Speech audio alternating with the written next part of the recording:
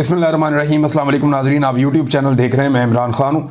नाज़रीन, सबसे पहले सैलाब ज़दगान के हवाले से बात कर लेते हैं क्योंकि आज बहुत सारी ख़बरें हैं, मैं आपके साथ शेयर करता हूँ। सैलाब मुतासरीन के लिए जो है वो फेडरल गवर्नमेंट सिर्फ ज़बानी कलामी बातें कर रही है। एक्चुअली जो काम है वो मकामी लोग कर रहे हैं।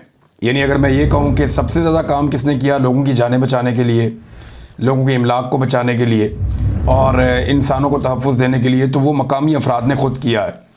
जो मकामी ताजर हैं, आम शहरी हैं, सहाफ़ी हैं, तमाम तबकार से ताल्लुक़ रखने वाले जितने लोग हैं, वो किसी भी सियासी वाबस्तगी से बालातर होकर एक दूसरे की मदद कर रहे हैं। कोई जमाती वाबस्तगियाँ भी नहीं हैं। लोग एक दूसरे का हाथ थाम रहे हैं और they know how to survive. यानी वो एक दूसरे के सर्वाइवल के लिए ये लड़ाई लड़ रहे हैं। और मामला वही है क्लाइमेट चेंज का। पाकिस्तान की हुकूमतों ने कभी इसकी तरफ तवज्जो दी नहीं।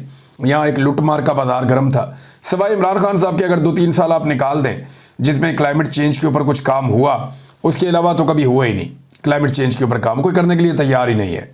इनकी इस तरफ तवज्जो ही नहीं है और अब उसका खुमियाजा पाकिस्तान भुगत रहा है। सैलाब मुतासरीन जो हैं वो उनको बहुत ज़्यादा मदद दरकार है। खैबर पख्तूनख्वा की हुकूमत ने सबसे ज़्यादा काम किया है मकामी अफराद के बाद, जबकि वफाक की जानिब से वादे और दावे तो बहुत सारे हैं लेकिन अभी तक कोई अमली इक़दामात नज़र नहीं आ रहे और इसका गिला शिकवा जो है खैबर पख्तूनख्वा की जानिब से हो भी रहा है।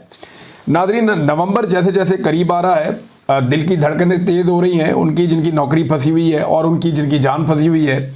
हर तरफ से जो है वो धड़कनें तेज़ हो रही हैं और यानी जिस शख्स के पास 1 दहाई के मंसूबे हों, ये कोई एक दफ़ा नहीं है, 10 दफ़ा लोगों ने कहा है कि general Asim Munir field marshal के पास 1 दहाई तक के मंसूबे हैं कि जनाब मईशत में ये करना है और दहशतगर्दी में ये करना है और मुल्क को ऐसे करना है और फ़लाँ फार्मूले लेकर आने हैं। तो जिसके पास 1 दहाई के मंसूबे हों वो क्यों इस साल रिटायर हो जाएगा, ये एक बड़ा सवाल है। फैसल वाडा ने एक मरतबा फिर आकर कहा और फैसल वाडा को बाकायदा लाया गया, लॉन्च किया गया, दोबारा से रीलॉन्च किया गया।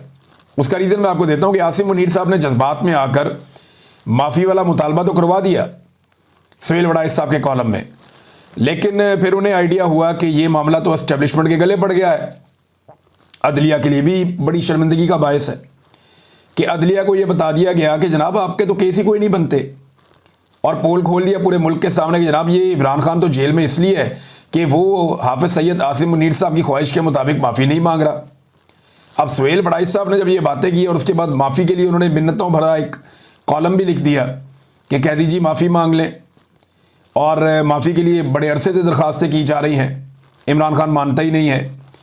इसमें जो है हफीजुल्लाह न्याज़ी साहब ने एक बड़ी इंपॉर्टेंट बात की थी। उन्होंने कहा था जी इमरान खान के पास जो भी पैकेज लेकर गया एस्टेब्लिशमेंट की जानिब से, चाहे वो गंडापुर हो, आज़म सबाती हो या कोई अमरीकी ताजिर हो, इसमें एस्टेब्लिशमेंट की एक ख्वाहिश यही थी कि इमरान खान माफ़ी मांगे। लेकिन इमरान खान ने पहले दिन से क्लियर किया था कि वो माफ़ी नहीं मांगेंगे। ये हफीजुल्लाह न्याज़ी साहब जो इमरान खान साहब के रिश्तेदार भी हैं उन्होंने ये स्टेटमेंट दिया। हालांकि उनके बड़े सख्त नज़रियाती इख्तलाफात इमरान खान साहब से हैं, लेकिन वो ये मानते हैं कि इमरान खान से खूबसूरत ये लड़ाई एस्टेब्लिशमेंट के साथ आज तक किसी ने नहीं लड़ी है। अब ये जो बयान दिलवाया गया या कॉलम जो लिखवाया गया सुहेल वड़ाइस साहब से, उस कॉलम को अगर आप पढ़ें तो आपको आइडिया हो जाता है कि आसिम मुनीर साहब की ख्वाहिश है कि इमरान खान साहब माफ़ी मांग लें। और ये बड़ी पुरानी ख्वाहिश है, कोई नई ख्वाहिश नहीं है। ये 2 साल हो गए इसी ख्वाहिश के लिए, कभी इसको बंद कर देते हैं, कभी बिजली बंद कर देते हैं, कभी गर्मियों के अंदर पंखा बंद कर देते हैं, कभी 22-22 घंटे सेल के अंदर रखते हैं, कभी कई दिन तक सेल का दरवाज़ा ही नहीं खोलते, कभी उनका सामान छीन लेते हैं, कभी उनकी मुलाकातें बंद कर देते हैं, बच्चों से बातचीत बंद कर देते हैं, अखबारात और टीवी तक बंद कर देते हैं। तो ये सारा कुछ करने के बाद उनको तोड़ने की कोशिश की जाती है कि ये आदमी माफ़ी मांग ले, लेकिन नहीं मांगी माफ़ी। अब ये जो ख्वाहिश है ये उल्टी पड़ गई, अवाम के अंदर भी एक्सपोज हो गए, अदलिया को भी मुश्किल पड़ गई। जनाब अगर सारे झूठे केस हैं आप ये कह रहे हैं तो हमें फिर क्यों दबाव डालते हैं कि हमने इन केसों में इमरान खान को अंदर रखना है। ये मामला भी हो गया। अब फैसल वाडा साहब को फौरी तौर पे मैदान में लाना पड़ा, जिसने एक अलग कहानी सुना दी कि जनाब कोई मुतालबा ही नहीं है माफ़ी का, ये तो कानूनी केस है, यहाँ तो मुतालबा ही नहीं है, इमरान खान साहब ने तो कोई जुर्म तस्लीम ही नहीं किया, तो फिर वो माफ़ी किस बात की मांगे। यानी देखें ये सारे टाउट्स जो है ना उनके लिए एक बात सोचने वाली है कि एस्टेब्लिशमेंट आपसे अपनी मर्ज़ी की बात करवा लेती है और बाद में आपको धोखा दे देती है। यानी कभी आपसे धमकी लगवा देते हैं कि जनाब आप एस्टेब्लिशमेंट ये करने वाली है, वो करने वाली, वो करने वाली है, और पर्दे के पीछे एस्टेब्लिशमेंट मिन्नतें कर रही होती है, टाउट्स को कह रही होती है कि हम चढ़े हुए हैं, हम नहीं छोड़ेंगे, और पर्दे के पीछे मिन्नतें कर रहे होते हैं। ये बेचारे होते बहुत कमज़ोर हैं। ये मेरी बात याद रखिए, सरकारी अफसर जो है ना, सरकारी मुलाजम ही होता है।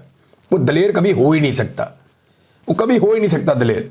वो अपनी ड्यूटी के ऊपर अपना काम करे तो वहाँ दलेर हो सकता है, लेकिन वो जो अपना काम ना करे, कहीं और इधर उधर मुंह मारे, वो दलेर नहीं हो सकता, वो बुज़दिल होता है। तो ये सारे लोग जो है ना बुज़दिल हैं। तो ये धमकी भी डायरेक्ट नहीं लगाते, ये करते क्या है, ये टाउट्स को ढूंढते हैं, उनको कहते हैं हमारे बिहाफ पे धमकी लगाओ।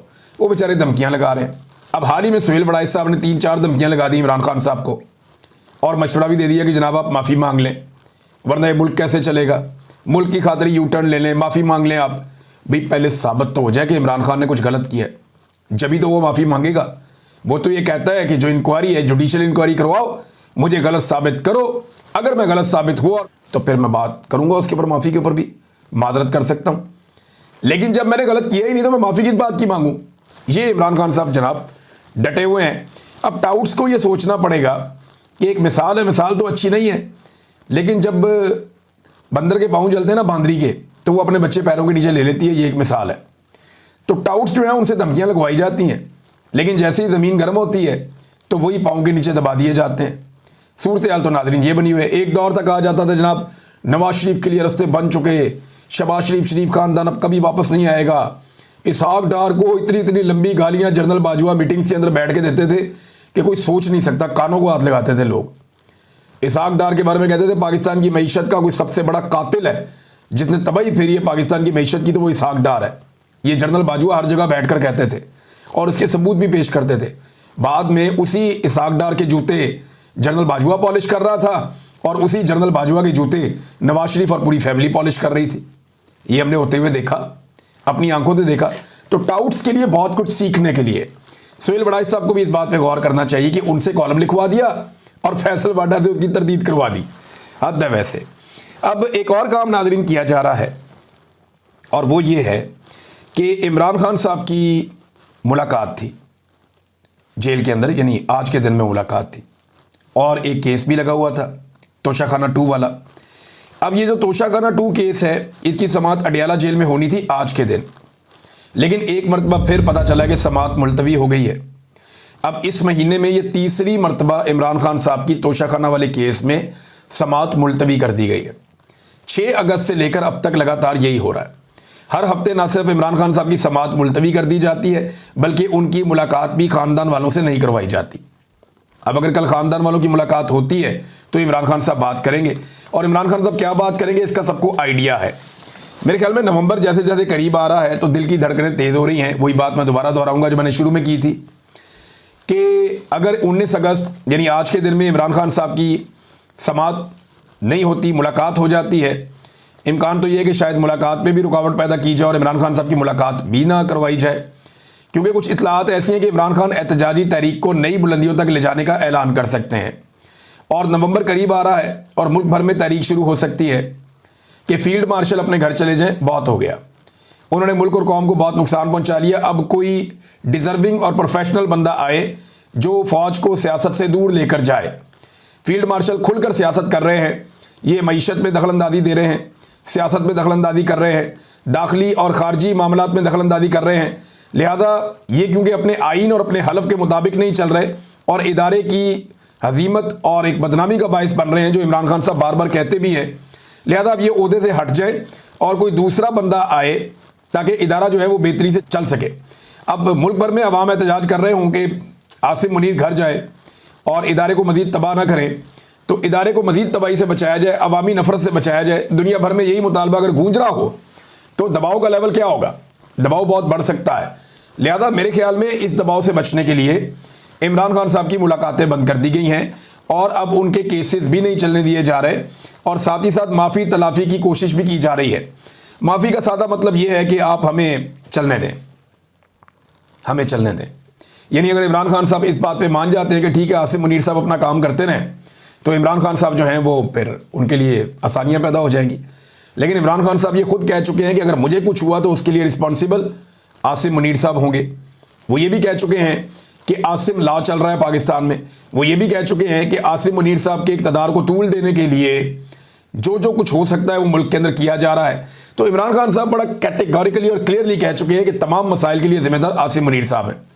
और अब इस वक्त महीना चल रहा है अगस्त का, बीच में महीने रह गए 2, सितंबर और अक्टूबर, और इनमें अगर पूरी दुनिया में और पाकिस्तान में ये तहरीक बहुत तेज़ी से बढ़ती है, इमरान खान साहब इसका ऐलान कर देते हैं कि जनाब हम ये चाहते हैं कि आर्मी चीफ तब्दील किया जाए, फ़ौज बहुत ज़्यादा पोलिटिसाइज हो रही है, और उसके सबूत में ये सुहेल वड़ाई साहब के कॉलम भी हैं, उसके सबूत में बहुत सारे टाउटों के बयानात भी हैं जो बार बार कहते हैं, टाउट आके उनके बिहाफ पे आर्मी चीफ के या मिलिट्री एस्टेब्लिशमेंट के बिहाफ के ऊपर आके वो धमकियां लगाते हैं। और इसके अलावा कभी ताजिर, कभी कोई और, डोनाल्ड ट्रंप से मुलाकात, ये सारी चीज़ें जो हो रही हैं ये सियासत के अंदर मुदाखलत हैं जो फ़ौज को नहीं करनी चाहिए। लिहाजा अगर ये तहरीक इस तरह खड़ी होती है तो फिर मुश्किलात बढ़ेंगी। अब फैसल वाडा साहब और फवाद चौधरी साहब जो है वो जोर लगा रहे हैं, इन दोनों ने आके टीवी प्रोग्राम में कहा जी कि चलें अब निकलें इसमें से, माफ़ी तलाफ़ी करें, मामला ख़त्म करें। लेकिन इमरान खान साहब कहते हैं जी मैंने माफ़ी नहीं मांगनी, वो इसके लिए तैयार ही नहीं है कि वो माफ़ी मांगे। फैसल वाडा ने एक और स्टेटमेंट दिया, एक तो वो नून लीग को बहुत लताड़ा देते हैं। फैसल वाडा ने कहा जी कि नवाज शरीफ और जरदारी कोई आसमान से नहीं उतरे हुए, इनको भी रगड़ा लगेगा जो कुछ इन्होंने किया पाकिस्तान की फ़ौज के साथ या ये वो, क्योंकि फैसल वाडा साहब फ़ौज के नुमाइंदे हैं ना, फ़ौजी तो नहीं है लेकिन वो एक्चुअली एस्टेब्लिशमेंट की नुमाइंदगी करते हैं और वहीं से उनको सेनेटर बनाया गया है। उन्होंने एक और बात की, उन्होंने कहा पीटीआई की क़यादत इमरान खान को जेल में रखने में कामयाब हो गई, ये इक़्तिदार के मज़े लूटते रहेंगे। सवाल मेरा सादा से ये है कि इमरान खान पे जाली केसेस सारे क्या पाकिस्तान तहरीक इंसाफ की क़यादत ने बनाए?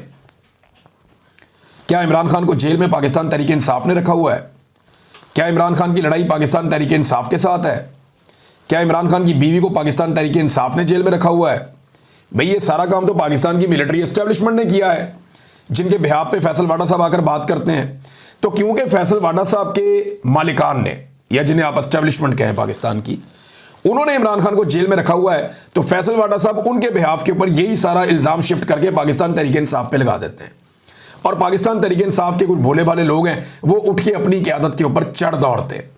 देखिए ये ज़रूर है कि तहरीक इंसाफ में बहुत सारे लोग कमज़ोर फैसले करते हैं, इमरान खान साहब जो कहते हैं उस पर अमल दरामद नहीं करते या नहीं कर पाते या कंप्रोमाइज़ हो जाते हैं। लेकिन ये कहना बिल्कुल गलत है कि इमरान खान को जेल में पाकिस्तान तहरीक इंसाफ ने बंद किया हुआ है। नहीं, इमरान खान को जेल में पाकिस्तान की मिलिट्री एस्टेब्लिशमेंट ने बंद किया हुआ है, और किसी ने ना बंद किया, ना किसी और की इमरान खान को ऐसे बंद करने की जरूरत है। फैसल वाडा ने यह भी कहा कि फील्ड मार्शल का किसी के साथ 1-on-1 इंटरव्यू नहीं हुआ, फील्ड मार्शल तौसी नहीं ले रहे, तसलसल को तौसी का नाम नहीं दिया जा सकता। अब इसका मतलब सादा ये है कि तौसी लेने का मतलब ये होगा कि 5 साल के लिए नई नौकरी शुरू हो जाए 29 नवंबर 2025 से, और फिर 29 नवंबर 2030 तक आर्मी चीफ के ओहदे पर रहें फील्ड मार्शल आसिम मुनीर। अब तसलसल का मतलब यह है कि 3 साल जो पिछले गुजर गए वो गुजर गए, यहीं से 2 साल और वो कंटिन्यू कर लें और 29 नवंबर 2027 तक फील्ड मार्शल आसिम मुनीर रहे। लेकिन अभी 3 महीने पड़े हैं और ये बहुत टाइम होता है, 3 महीने में बहुत कुछ हो जाता है। जनरल बाजवा भी एक्सटेंशन के ख्वाब लेकर बैठे हुए थे और अगस्त में उनको लगता था कि उनकी एक्सटेंशन को कोई नहीं रोक सकता, दुनिया इधर की उधर हो जाए, जनरल बाजवा की एक्सटेंशन को रोकना नामुमकिन है। जनरल बाजवा यही समझते थे। लेकिन फिर कहाँ गए बाजवा साहब? आज कोई उनका नाम भी नहीं लेता। जितनी मर्जी आप बाजवा को, मैं इसलिए बुरा नहीं कहता कि अब वो बेचारे के पल्ले ही कख नहीं है, आज जितनी मर्जी आप बाजवा को गालियाँ दें कोई फ़र्क ही नहीं पड़ता, कोई आपको जवाब ही नहीं देगा, ना कोई उसका केस लड़ने के लिए आएगा, ना बेचारा खुद अपना केस लड़ने के काबिल है, बेड़े ही गर्क हो गया बेचारे का, कोई चीज़ उसके पल्ले नहीं छोड़ी। और यही सियासतदानों ने इससे फ़ायदा उठाया, बाद में उसको लात मार के बाहर निकाल दिया। नाज़रीन, एक बड़ा कमाल आइडिया है जो सनाउल्लाह मस्ती खेल साहब ने पेश किया, और सनाउल्लाह मस्ती खेल साहब ने बड़ी मेहनत से एक मिसाके पाकिस्तान का आइडिया दिया है कि नया मिसाके पाकिस्तान किया जाए। और उसके जो बुनियादी असूल उन्होंने बताया, उन्होंने कहा एक तो उसमें आइन की बालादस्ती होनी चाहिए, अवामी मैंडेट का नंबर 2 उसमें एहतराम होना चाहिए, नंबर 3 उसमें इदारों का एक तवाज़ुन होना चाहिए, यानी अपनी अपनी हुदूद के अंदर रहकर, अपने अपने दायरा कार के अंदर रहकर काम करें। नंबर 4 शमूलियती सियासत होनी चाहिए, यानी सबको यकसां इज्जत और नुमाइंदगी दी जाए, कौमी इख्तलाफात बातचीत और पार्लिमानी मुबाहिसे के ज़रिए हल किए जाएँ, तसादुम या बाइकाट के ज़रिए नहीं। माशी इस्तेहकाम, उन्होंने कहा मईशत को सियासी मुदाखलत से महफूज रखा जाए और एक मुस्तकिल पॉलिसी बनाई जाए। नंबर 6 एहतसाब और शफाफियत होनी चाहिए पाकिस्तान में। नंबर 7 अवामी हुकूक और फलाही रियासत होनी चाहिए पाकिस्तान में। नंबर 8 मीडिया की आज़ादी और इजहार राय की आज़ादी होनी चाहिए पाकिस्तान में। नंबर 9 NFC अवार्ड और वसाइल की मुनसिफाना तकसीम होनी चाहिए पाकिस्तान में।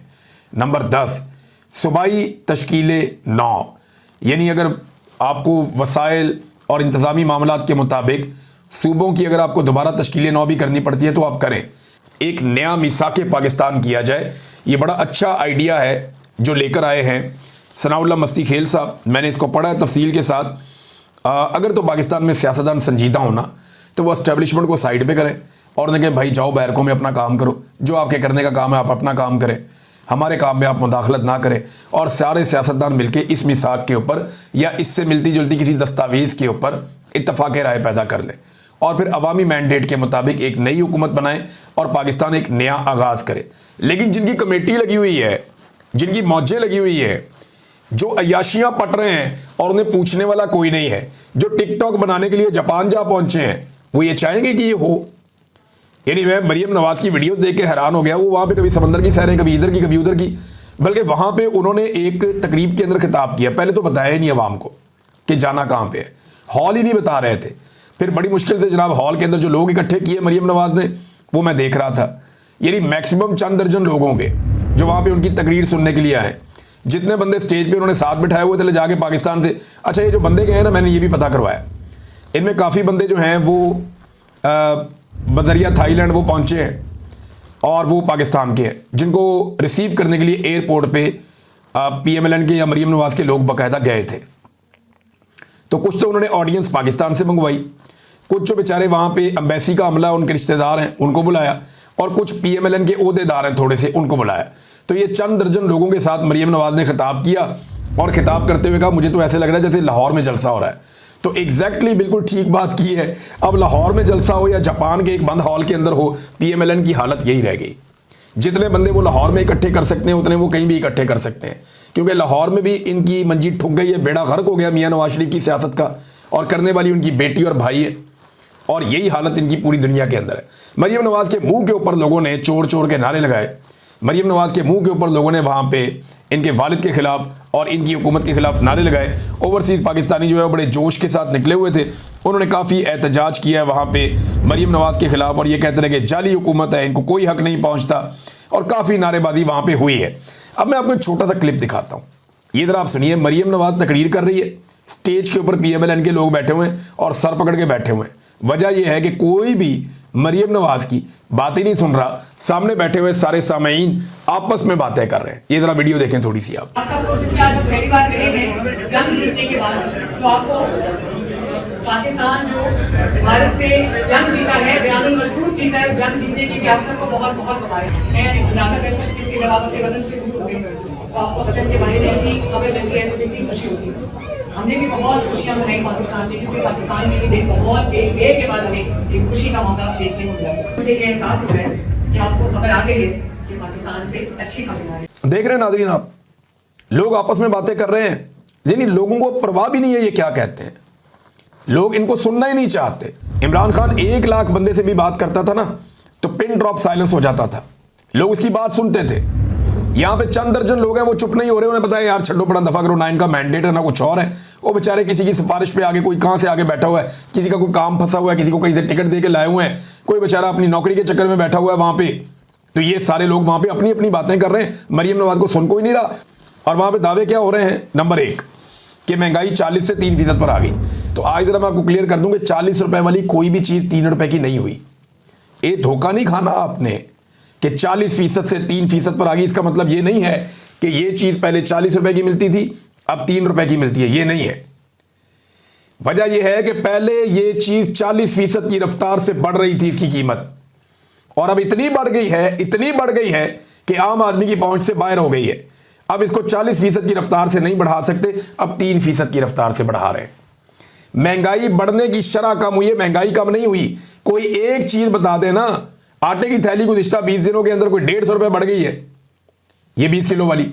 ये अभी की बात मैं आपको बता रहा हूं, वो पुरानी बात नहीं कर रहा। चीनी 200 रुपए किलो के करीब पहुंच गई है, तो महंगाई कम कैसे हो गई? पेट्रोल कहां से कहां पहुंच गया, महंगाई कम कैसे हो गई? बिजली 4 गुना कीमत बढ़ गई, गैस की 8 गुना कीमत बढ़ गई, तो महंगाई कम कैसे हो गई? भाई हुआ यह है, इन्होंने महंगाई को इतनी तेजी से बढ़ाया है, इतनी तेजी, जैसे जूते पॉलिश करते ना तेज, वैसे ही इन्होंने महंगाई को इतनी तेजी से बढ़ाया है कि एक लेवल पे पहुंचने के बाद अब उससे ऊपर जा ही नहीं सकती। भाई सबसे ज़्यादा महंगा आपने मुल्क कर दिया अपने रीजन के अंदर, अब इससे महंगा आप क्या करेंगे? तो वहाँ पीक पे पहुँचा के अब हल्का हल्का बढ़ा रहे हैं। यानी वो जो शरह थी बढ़ने की, एक तो वो भी इन्होंने मैनिपुलेट किया हुआ है, डाटा गलत देते हैं ये। तो महंगाई बढ़ना कम नहीं हुई, महंगाई बढ़ने की रफ्तार कम हुई है, वो बढ़ लगातार रही है, महंगाई कम नहीं हुई। ये जो कहते हैं ना 40% से 3%, तो सुनने वालों को लगता है शायद 40 रुपए वाली चीज़ जो है वो 3 रुपए की हो गई। ऐसा नहीं है। ये पहले इन्होंने ये किया कि 150 वाला तेल जो है वो 350 पे पहुंचा दिया और अब उसको थोड़ा थोड़ा करके बढ़ा रहे हैं। अब वो लंबे लंबे जंप नहीं लगा रहे। तो ये कहते हैं जी महंगाई जो है वो अब हम कम तेजी से बढ़ा रहे हैं। हम पहले आपकी तलवार से गर्दन काट रहे थे, अब हम आपकी छुरी के साथ गर्दन काट रहे हैं, और तलवार जो फेरी हुई है वो तो फेरी हुई है पहले ही। फिर कह रही है जी नवाज शरीफ मेहनत कर रहे हैं, शहबाज शरीफ मेहनत कर रहे हैं, आपकी बहन भी दिन रात एक किए हुए है। भाई इतनी मेहनत करके भी अगर आपके जूते पूरी तरह नहीं चमका सके तो और आपने क्या करना है? ये जितनी मेहनत की है इस खानदान ने सिर्फ बूट पॉलिश पे की है। हत्ता कि इन्होंने इतने जूते पॉलिश किए, इतने जूते पॉलिश किए कि यौम आज़ादी वाले दिन भी इन्होंने कायदे आज़म मोहम्मद अली जिन्ना का शुक्रिया अदा नहीं किया, इन्होंने फील्ड मार्शल आसिम मुनीर का शुक्रिया अदा किया। इतने इन्होंने जूते पॉलिश किए। तो मेहनत तो वाकई ये लोग बहुत कर रहे हैं और करते चले जा रहे हैं, और हालात इनके इतने पतले हैं कि अब ये अवाम को फेस नहीं कर सकते। इनका बेड़ा ही गर्क हो गया। अगर नवंबर में आसिम मुनीर साहब कंटिन्यू नहीं करते, ये किधर जाएंगे फिर? सवाल तो ये पैदा होता है। तो इनका सारा कुछ जुए पे लगा हुआ है। एक छोटा सा वाकया और ये तबाह बर्बाद हो जाएंगे। और एक छोटी सी चीज़, इमरान खान जिस दिन बाहर आ गया इनके पल्ले कख नहीं बचेगा। अब तक के लिए इतनी, अपना ख्याल रखिएगा, अपने चैनल का भी। अल्लाह हाफिज़।